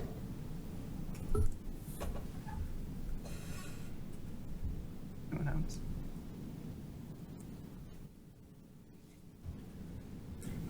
All right. Well, I think going forward, addressing the charter selection process, we have a number of different charters that each of us have read, familiarized ourselves with. I think we have a couple more that we can also, as individual charter members, review, and town staff can also review. I think some of the common threads that I've noticed is definitely Louisville. I think given like the proximity and general size, we could refer town staff to the Louisville charter. I would say Erie's just also because it's the most recent, so that could have some key elements that are important there. And then any other in particular ones, I mean, we've had Snowmass, Western Slope, Castle Pines, Eagle as well. Or do we want a little bit more time? We can also do some additional research prior to the next meeting. So, Yeah. question with respect to that. So, Catherine mentioned the 4th. Are we still doing a meeting 2 weeks from now, though, as well? I don't believe so. Are we? Or is the very first meeting the 4th? Okay. No. If y'all can make it on the 4th. Yeah. I can't, but that's okay. Well, that's a very good point, Jeff. Would we want to have a meeting in 2 weeks' time, or would we want to wait until the start of the new year? Well, look, I guess the question is, do we want to go back? I mean, you mentioned a couple that I hadn't looked at, right? Like Eagles and Snowmass in particular, right? So do we want to go back and look at those so we can make a recommendation to staff from that perspective or not? Or if everyone feels that, we're throwing out a bunch right now and we're good, but I'd rather look at a few more myself. And if we have to come back to this meeting to be able to give board level direction, then. Yeah. I'd like to read Eagles. Mm-hmm. Yeah. I would Or just can we? think we'd want to narrow it down to 4 before January 4th. Yeah, before January 4th, I think we can narrow it down. Okay. Yeah. Well, Yeah. point of order then, I mean, do we have to come back in this committee to give a recommendation to staff on the four that we're going to pick? Or can we do that via email and other things Yeah, or we not? can do that via email. Yes. Yeah. No. That's what I was going to say. I'm looking- No, you're going to have have to have if you want to discuss charters, you're going to have a meeting. And you can have that meeting in 2 weeks and, hash out which charter. You can choose that charter at that meeting if you want, and then be ready to go the 4th of January. Just so you know, I am not available the rest of December. So you're going to be doing that with staff if they're available. But yeah, it's not really ultimately a legal discussion. It's more of a philosophy one for the commission to choose. I think procedurally, we send choices to staff. Staff sends them out for us to read, and then maybe the top choices then. Then the one that is serving. So at the meeting on the 4th, that top choice, after we kind of detail a couple of these charters right now to review, have town staff send them out. The meeting on the 4th would be, we would select the one that is kind of guiding us forward. So we'd have a bit of homework between now and the 4th and ourselves reviewing all of these different charters. Is that correct? Yes, you could do that. Okay. And then I would be prepared to start in on the first 2 chapters or titles, whatever charter you choose, on that 4th meeting. You don't want to lose that time. Even if we have narrowed it down to one primary charter, can we, as we go through the process, we could still reference the other charters that we've read through, though, correct? Absolutely. Yeah. Yep. So what I thought I heard Catherine say earlier was we were going to give them 4 charters to choose from. They were going to go take all the sections from those 4, strike out what's duplicates, and sort of create a boilerplate for us to work from. Is kind of what I heard, and they would have it available by the 4th. But maybe I misunderstood what you're saying. Sorry. I'm sorry if I misspoke. My thought was, my suggestion was that you submit the charters that you want to staff as individual commission members. Staff can turn those around and just provide to the rest of the commission, okay, these are what has been submitted, but staff is not going to cut and paste and create a charter. Oh, so you meant duplicates. You meant duplicate. Oh, you pick Louisville, you pick Louisville. Yeah. Oh, okay. Right, Yep, sorry, yeah. So then we could can we by email just say, hey, I as Jeff Chu want these, are interested in these 4, and so-and-so's interested in those 4? It doesn't seem like, I don't believe so. Is that correct? We're not allowed to That's do that. correct. That's you're undertaking a formal decision by email, and you can't do that. So you can give that information to staff alone and say, these are my top 4 in order of preference. Okay. But Right, you that's can't what do I it meant. between I commissioners. send it to staff directly, individually. Yep. So we don't have to have a meeting if we're all just giving an individual opinion at that point. That's correct, yeah. Okay. So if it'd be all right, so Catherine, if I trying to think through some of the logistics. Yeah, If please. everybody sends emails to me and Lydia indicating which ones they like, we'll synthesize that down to a list, and then we can include them all. But if I remember the kind of logistics timeline that you were describing earlier for us, Catherine, it was come back to the meeting on the 4th ready to decide on a couple to use as template starting points, but not necessarily cut and paste language. So that's the starting point for the discussion. And then the commission decides what language or what provisions they like from each of them, and then cobble the initial draft together, a kind of a black line draft of those, and then you'd assemble the text itself and then move from section to section. What am I missing there? We could do it that way. I'll just tell you my experience is that a community usually chooses one guiding charter. And maybe you can reference provisions from another charter, but in your case, let's say you take Louisville's, you just take the document and you start going through it. Now, we can cobble things together, but that gets incredibly tricky because those documents reference each, different provisions within the document. And I wouldn't suggest cobbling that together on the front end. I would simply pick a guiding charter, knowing you can, if you like some provision in Erie's, you can bring it in, we'll bring it in and modify it so it fits.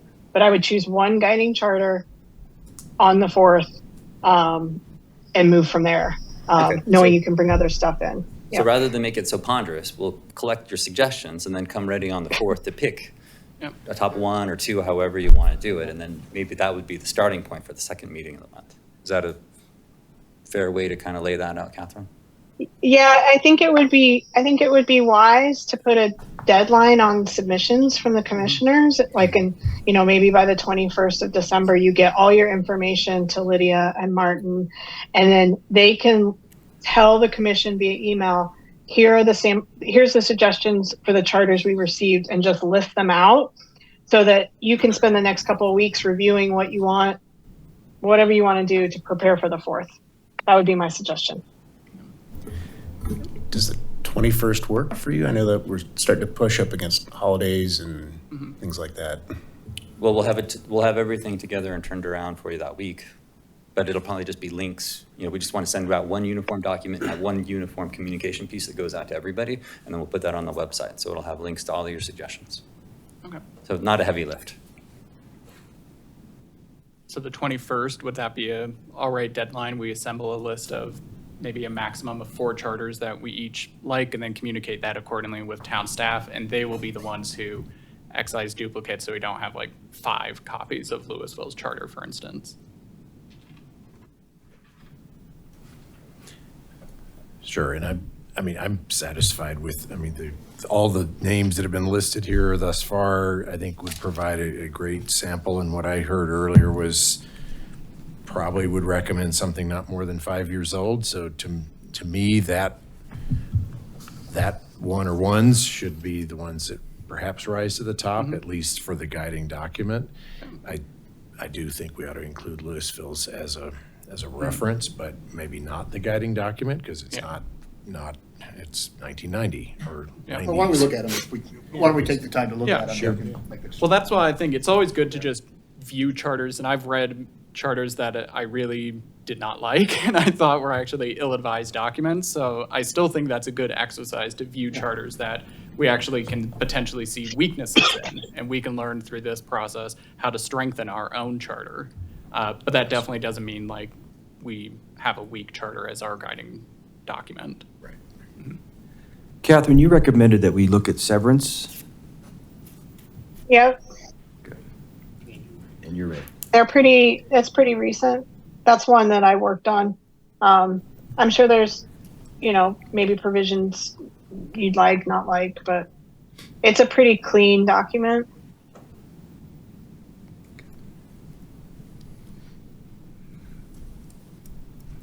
Yeah, I mean, I'd say one thing to keep in mind is kind of where philosophically as a town we sit relative to some of the other towns that are also coming in. I mean, I know some towns they want to grow a lot more, some don't want to grow a lot more, some want more open space. So I would imagine that some of the charters reflect some of those kind of values that the different towns are having as we look forward to them, so to consider. And I think we can also, doing kind of our own homework as commission members, learn to identify which charters are a bit more neutral, which ones have a specific message or an attitude for the community that they represent. And that will also help with us in identifying kind of the central voice for the Superior Charter.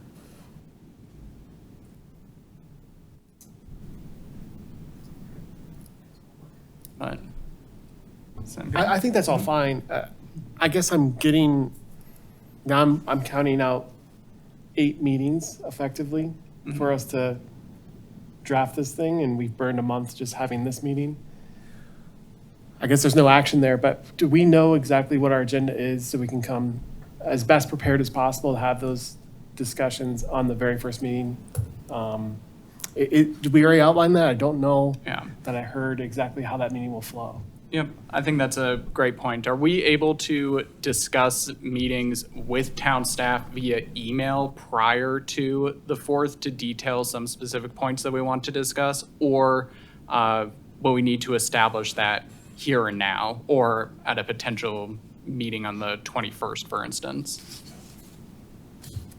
So you are permitted to have discussions with staff regarding, there's an exception now for administrative matters. So if you're dealing with agenda items or agenda structure, you can have those discussions with staff. And it doesn't require notice to the public. So that you can do. But I think, as I mentioned before, I think typically the first two to three chapters or titles, whatever they're called in a charter, depending on the one you're using, are generally fairly easy. Once you get into the third one, they're often structured the same. It's often like the organization of the town government, and you really start to get into like some meat, but the first two are fairly straightforward. And so I think it's very possible that you could handle the first 3 chapters of your guiding charter at that 4th meeting, even though you're not quite sure exactly which one you're going to choose. I don't feel like I have in-depth knowledge of how our own town government works, specifically. What's the best way to familiarize yourself with that, like with the statutory codes that are already in place and the way things work currently? Coffee. Coffee's a thing, right? I mean, to know what we're working from, what we're modifying. I mean, the benefit at least that we have right now is we do have a lot of individuals who were former trustees and a former mayor too, who will be able to guide us through some of the town structures. We also have town staff and attorneys who are very familiar with the town process, but it also seems apparent the charter itself will be able to then amend the code. It's not the other way around, that the code is something that we necessarily have to be as concerned about. Is that a correct interpretation, Catherine? Yes, that's correct.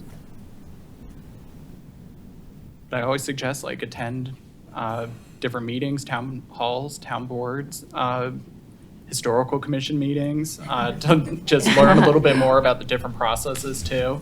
I mean, what are some of the questions that you have right now? I guess in terms of, the issues that we will be talking about, what are the current restraints on elected officials? What are the current, the current guidelines that the town follows? I mean, I've been on a volunteer committee, so I kind of understand that basic structure. But if we were changing something, I'd want to have a sense of what we're changing, how that would affect. Martin, we current must have processes. this information. Elections, elective offices, vacancies, that kind of stuff. Don't we have that we can? Is there any guiding document at this point?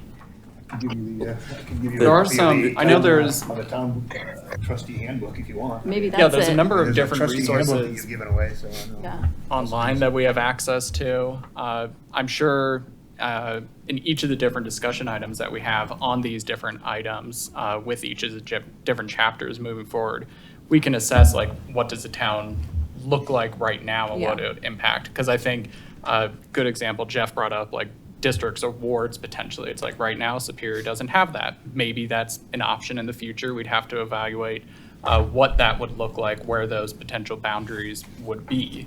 But I think we can go into detail on each of those different items on how the government is structured, the mandate of a planning commission with each of the different chapters that we discuss. And then also, Claire, the municipal code itself, if you look at the first couple of chapters of that, you'll Okay. see what the provisions are that governs how everything is assembled. Okay, so there And you are on a is- committee, so that chapter in Right. chapter 2 or section 2 of the code identifies how a chair is chosen. The individual powers of each of the planning commission or the historical commission or anybody else they're all defined pretty well so far. But if you ever have a question about just town operations in general and you want to ask you can always start with staff or with me or with any of your colleagues on this, and we'll be glad to share our opinion. But if there's ever anything that you're looking for in terms of reference information, let us know and we'll figure it out with a town attorney, or we'll talk to Catherine offline so you can have some information ready at the next meeting. Is there, so you said there is a municipal code in place Mm-hmm. right now, though, and that's something that's online that you can read? Yeah, it's Yeah. fairly, if you want to read the entire code, you can, but it is fairly Virtually. lengthy. Yeah. Okay. But some of us still have a written one, and if you want to borrow mine, actually there might Ah. be one in the cabinet out here, feel free. Okay. Might be a little dusty, but we'll be glad to share anything you'd like. If there's ever some references in it that you ever have questions about, feel free to let either me or Lydia know. Okay. Do you still, do you still give out a new trustee handbook like you guys used to do? Is that something that would be useful to people? Or you don't have that anymore?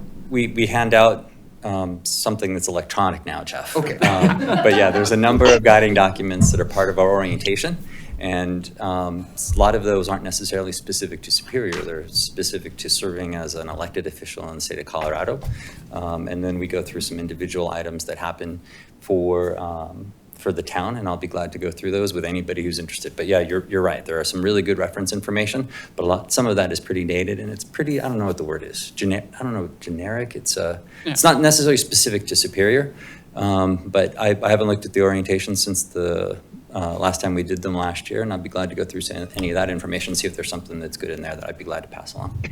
I think that'd be good. Just if you're able to share that and any other additional resources that you think would be beneficial for us to be aware of. I'm sure a lot of us are very familiar with some of these documents, but there's always new information to be found in these. And I also think reference to in joining an advisory committee, there was a presentation actually about the duties and responsibilities on an advisory committee. I wonder if that could potentially be helpful, especially for the planning committee. Just so we have access to Michaela that. has a committee and commission orientation book or a guidebook that she goes over annually. That's a great source of information. So yeah, we'll be glad to make all those available to you. But CML documents are, and if anybody ever listens to this recording, yes, we are going to not hand out books and make copies without paying for those copyrights. We'll be sure to get a license if we give you an electronic copy, or we'll get a printed version of it and pass that along. Great, thank you. Yeah, and this is also, I do advise like everyone read this handbook.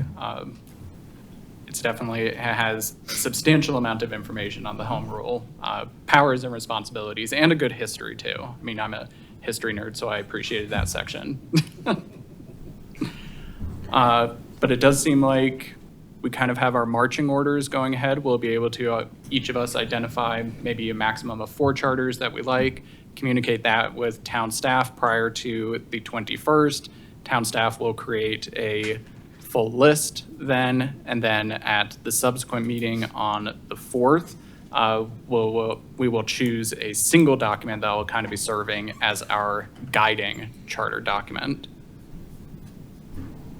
And then town staff also being able to send out any sort of additional resources too, just for our reference and edification, I think would be excellent. Chair, may I ask a question? Can we, I'm kind of sticking with Catherine's recommendation of going through chapters 1 through 3 at that first one. Yep. So can we also say that we will at least be, familiar with all 4 chapters 1 through 3, and then whichever one we end up using as the guiding, Yep. we will be able to discuss from there? I think that's great. Thank you. And I believe that actually covers all of the agenda items. Any other comments from any of the other commissioners at this point in time? Well, as long as we got 15 minutes left Yeah. here, right? Simple question. I brought up the idea of wards and representation from different areas of town. If there's a compelling feeling that no one on the board wants to, or no one on the commission wants to go down that path, then we should just strike it off and we don't have to worry about that. If there is, people want to look into it further, then we can look into it further and discuss it on the 4th. But just maybe one thing less that we have to discuss if there's any opinions here or not. Any opinions on wards? I go back and forth with administrative burden, but I do believe there are 3 distinct wards within Superior that should have representation at the board level, the town board level. That's generally my thought. I think it's a good idea. I think downtown, Old Town, and Rock Creek generally are those 3 areas. Maybe Rock Creek has 2, I don't know. But those needs of those different areas are vastly different, I think, in my, just observationally. And I don't know what the implication is for town staff or for voting or how that would work out. That's stuff I would be curious about. But generally, I'm in favor of a ward system, but yeah. I am interested in further discussion on it, but I'm leaning towards no, just because we're a 4 square mile town versus a 40. And that's the big difference is, and our population's also relatively small to compared to larger cities. And my concern, having been involved in committees and commissions and the board for many years, is that there are periods of time where you may not have full committees or commissions. Now, that's not really been the case with the board, but the point is you may not have someone for a particular ward or you may only have one candidate, and then you may have stacked on the others, and then somebody's going to get eliminated, and then somebody's going to get elected because they're the only one. Is that right? I don't know that it is. So I think for me, I think having just all open voting, it certainly allows the most, the people that support them the most to get elected. And it's, I think that's generally the fairest way. And maybe we go to the ranked choice voting too. And, that's another tool to kind of help with it. But I wouldn't want to see a situation where you have a very, very thin pool from a certain area, and it ends up not being the best representation in the end. Chris? Certainly happy to talk more about it, but I've never really been a fan of the wards. I always thought that trustees of the town should represent the entire town. And when I was a trustee, I came down to original town quite a bit and met with folks here. But we didn't have the town center at the time, but I certainly would be going down to town center if I were a trustee. So I really do think that the trustees need to be, you know, trustees of the entire town and not just a certain part of the town. I mean, obviously I brought it up because I think the trouble you run into is if there are too many people from one part of town, then some of the things you can see. I agree completely. As with you, I was down in a regional town talking to a lot of people at the time. So I can see it both ways that way. I guess I don't know lately whether we've been suffering from not having enough trustees running. I know that in the past, there's been the case where there haven't been enough people trying to run. I don't think that's been the case the last decade or so. I think people have been interested in running, so I'm not sure that's how big of a concern that is. But I think getting a fair representation from the different parts, because, like it or not, human nature drives backyard issues often, and that's the thing that you have to fight. So do you fight it with wards, or do you, expect that everyone's representing the town as a whole overall? And I think that is part of the debate that goes on. Louisville's got a ward. Yes, they do. Yeah. They're a ward system. Mike? I definitely see both sides and the pros and cons for each, so I absolutely think it's worth having a discussion. Just based on the conversation so far, it sounds like we should probably have a discussion about it. Claire, any thoughts? Yeah, I think it's an interesting discussion. I think it's worth talking about when we get to the relevant section, So I think it's 3, right? Yeah, which will be coming up. which will be the first I brought it section. up. Yeah. I see, okay. Heather? I would agree. I think we can discuss. I would like to do some research on my side and let that settle a little bit. Yeah. And Ryan? Yeah, I'll think about it. I don't have anything further to add. Well, I definitely think we should keep it as a discussion item for the next meeting. Definitely seems like there's a lot of interest and a lot of input that can be had. Definitely think it would be beneficial for a lot of us in reviewing different charters to see which ones have instituted a ward. Erie, I know in their charter, they just implemented districts for the first time in there, so it is worth at least researching and identifying and weighing some of the pros and cons for each, because I think individuals can make very good, compelling arguments for each side of the issue. Question for Catherine. Can you speak to the idea of, let's say we had this discussion about wards, but maybe we didn't want to do it, but we wanted to leave the door open for a board to potentially do it in the future. And I imagine we will bump up against this, do or don't in many parts of the charter, but maybe speak to this idea of how do we address that, but maybe leave it to a future board to just make a final decision on, or be able to change one way or the other. So let me back up just a second. If you want to discuss wards at your next meeting, it's probably a pretty good idea if I provide you with some legal parameters regarding wards. You cannot just draw them where you want to. There's a lot of constitutional limitations on wards, and so you have to be very careful about how you draw them. So I'm happy to provide that to you. As to your question, I think if you want to leave it open, you can either be silent, or you could say that the governing body may create wards at any time. The problem with wards is they constantly need to be readdressed. They're typically readdressed during the census. And if you choose to impose them, you would want to also impose that review of them to make sure they get drawn appropriately. And then the governing body would be in charge of redrawing those either district or ward maps every 10 years. So that's how you could handle it if you wanted to leave it open, with just to be silent, or to say they could create them at a later time. Or you could put the whole kit and caboodle in the charter, which some communities do. Okay, thanks. Thank you. Okay. Yeah, I'm sorry. I just want to make sure I understand. So, because that seems like one of the primary structural on how elected officials get elected and everything else like that is. And so I'm struggling a little with how you can be silent on it and say you can use ordinances to change that part of the structure later on.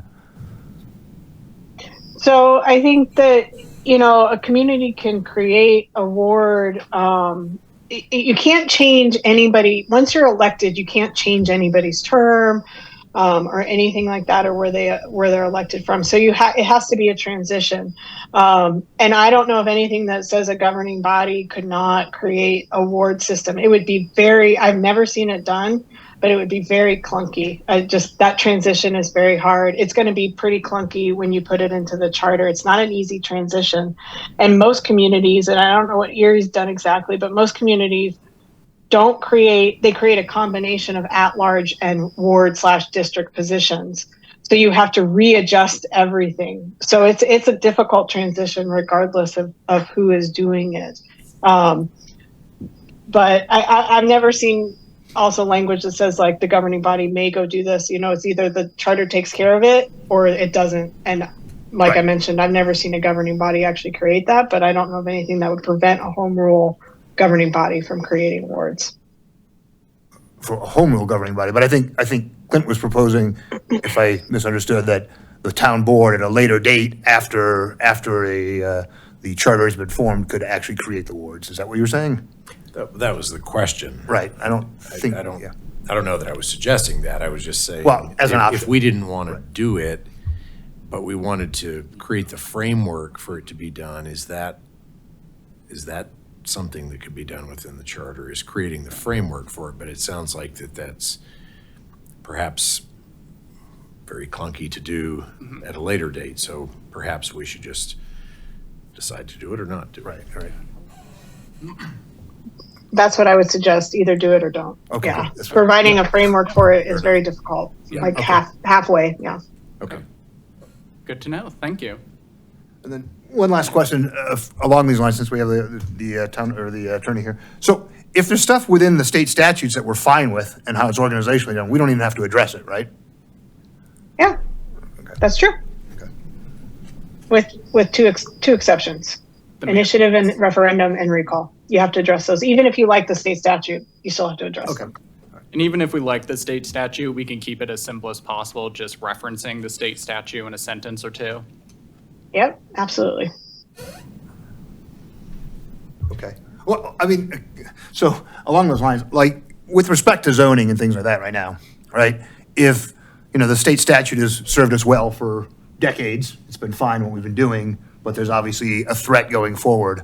If we don't address it and it stays with the state statute right now, but that still gives us as a home rule entity, still gives us the opportunity to fight it at a later date should the state statutes change. Is that true or not? Yeah. So in the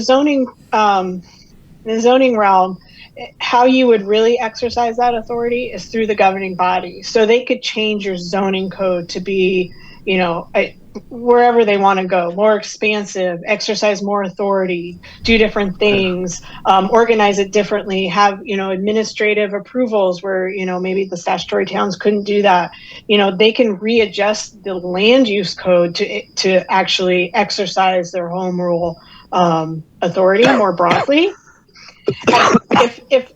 If the legislature were to successfully pass this bill, your home rule, if the charter passes, your home rule, whether you've exercised that authority or not may not really matter. What matters is that your home rule and you have the right to exercise it, and the state can't tell you how to do this thing.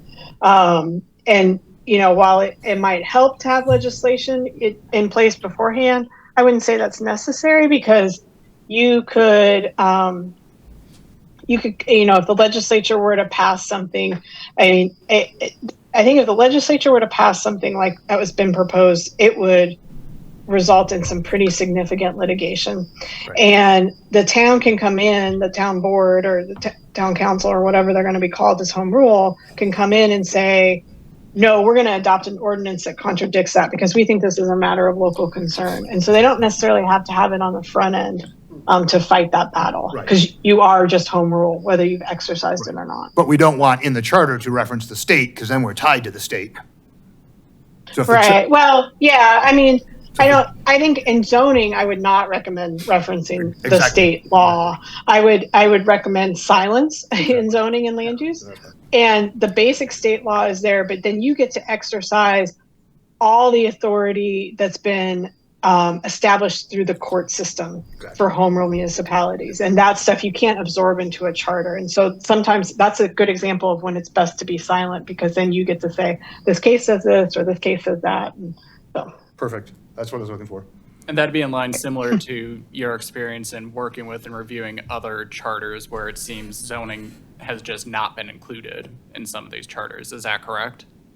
Yeah, because I mean, you do want to be able to use the breadth of case law, which you could never condense into a charter provision. I mean, I guess you could say any applicable law or case law or something like that, but I mean, why bother saying that? And I think the other thing is if you put more in there, the issue is sometimes things can change and suddenly you have a provision that doesn't work for you and you need to get it amended. And that's one of those instances where it's just safer to keep it out of the charter. There have been discussions, I think, at every charter commission I've represented about land use and how much land use to put in the charter. And they always come to the conclusion of not putting any in there. And the most I've ever seen is actually requiring a planning commission. That's the most that anyone's ever gone to. So. I just want the right to be able to take legal action. Oh, yeah. No, completely understand. All right. Any other additional questions, comments? It's a procedural question about the time of the meetings. I know we've got 6 to 8 kind of slated as the timing, but if we had a lot of public comment or had a robust discussion and needed to go a little bit longer, is that, do we need formality to do that, or do we just, our chair just says we're going to keep going, or we're going to adjourn, or how does that, procedurally, how does that work? Just having had some issues with that in the past. I think we got the longest, okay? I mean, I'm okay. Oh, Catherine? Go ahead, Dalton. Sorry. Oh, I was just going to say I'm more than okay if we had like a lot of public comment, potentially extending, but maybe having certain guidelines in place, because I definitely think we don't want to be in a position where we're here till 1 a.m. Yeah, not without ample caffeine. I mean, we do have food in the back at least. But would we want to try to keep it restrictive to 6 to, I do know in Catherine's past email, you referenced that it might be 3 hours. So that's where I'm a little worried about putting a specific time. Like we have to be adjourned at 8 or 9. But I do think it'd be okay to put maybe a cap on time overall. Jeff? I just think we're a committee here. We can just make a motion and vote on it. We want to continue or have a meeting at that point in time. I don't think there's any reason. We only got 8 meetings. I don't think we have to go any more formal than that, right? No, I'm good with that. I just wanted If people are okay with that, we can all vote. I just wanted to have the. Yeah, no, it's a great point to bring up. Oh, yeah. So for purposes of meeting, should we just say it's 6 to 9 just to give us that initial flexibility so we're not having to take a vote at 8 o'clock to say we Sure. need to extend it another hour? Yeah, I think that works. If we need to have that, We shoot for 8, but, yeah, you know. if we need to have that procedural stipulated, yeah, I think that's more than all right. Okay. Any other specific items? Just the next meeting on the 4th, I'm actually traveling on that day. So I'm glad to see that we can Zoom in, so that's fine. I should be able to do that, but I will be away. Okay, thank you for that. Likewise. Okay, see, perks of modern technology. Gotta love Zoom. Any other comments before we adjourn?